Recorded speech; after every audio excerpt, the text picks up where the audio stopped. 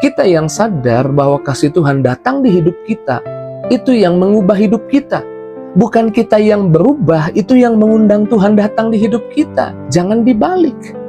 Semakin kita menyadari bahwa kasih Tuhan sudah datang di hidup kita, semakin banyak perubahan terjadi di hidup kita. It is the time for morning with the word. Puji Tuhan, selamat pagi, bergabung kembali di Morning with the Word YouTube channel saya, Mario Marcelo.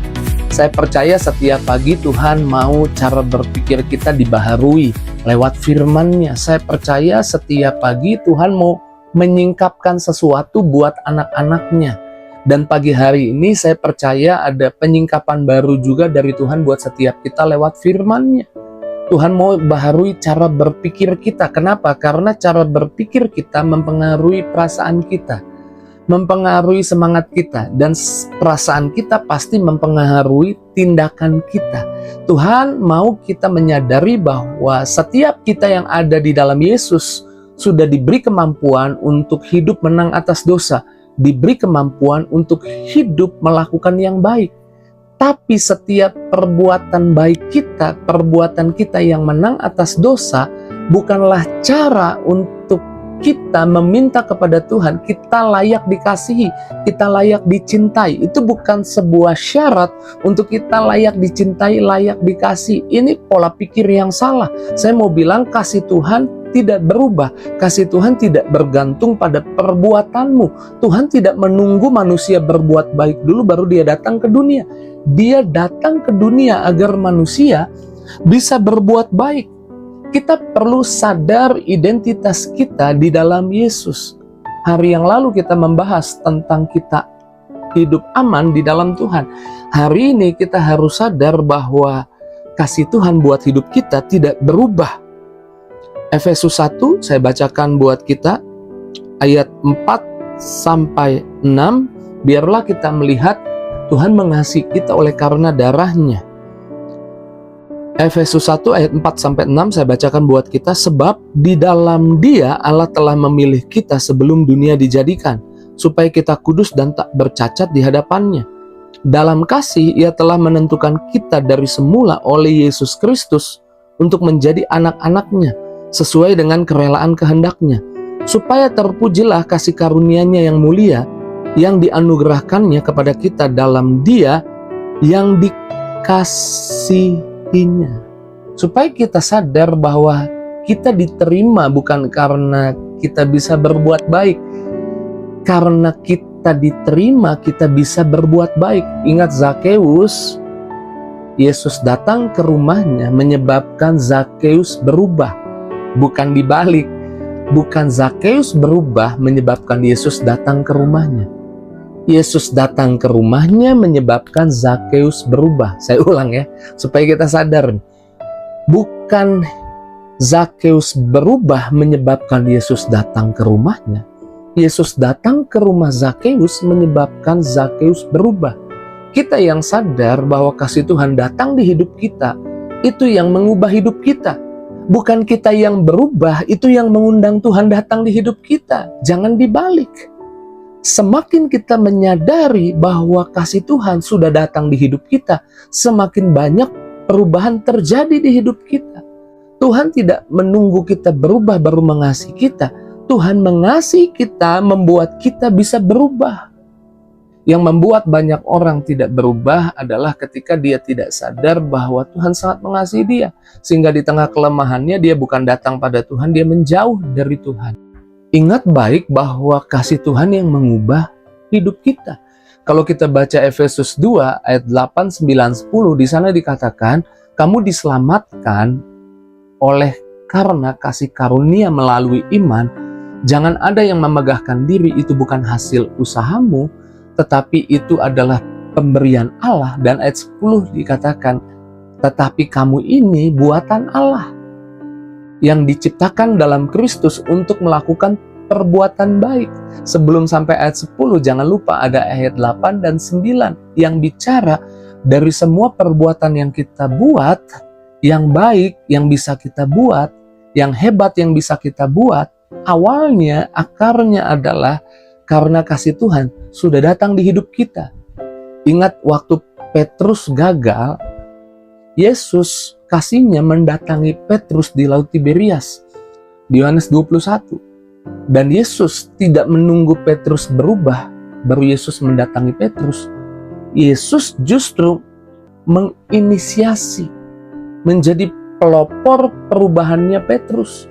Petrus menyangkal Yesus 3 kali, tapi di Laut Tiberias Petrus didatangi oleh Yesus. Bahkan Yesus yang menginisiasi bicara berdua dengan Petrus dan berkata, "Petrus, apakah engkau mengasihi aku?" Yohanes 21 ayat 15 kalau kita mau baca.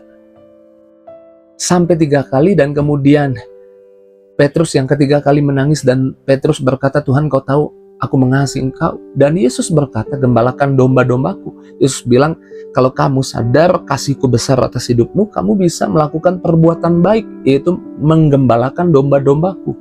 Yang membuat Petrus bisa menggembalakan domba-dombanya Yesus, bukannya kekuatan Petrus, tapi kasih Yesus yang mengawali semua. Jangan dibalik. Bukannya kekuatan Petrus yang akhirnya menggembalakan domba-domba Yesus, membuat Yesus akhirnya menghampiri Petrus. Ini jangan dibalik nih. Supaya kita sadar hari ini dalam hidup kita, segala sesuatunya, kemuliaan, kehebatan yang bisa kita buat, perbuatan baik yang kita buat, semua kemuliaannya itu milik Tuhan. Kita kembalikan kepada Tuhan. Tuhan mengerjakannya melalui setiap kita. Kasih Tuhan tidak berubah. Ibrani 13 ayat 8-9 dikatakan Yesus Kristus tetap sama, baik kemarin maupun hari ini dan sampai selama-lamanya. Tuhan tidak mudi, Tuhan tidak berubah-ubah perasaannya terhadap kamu.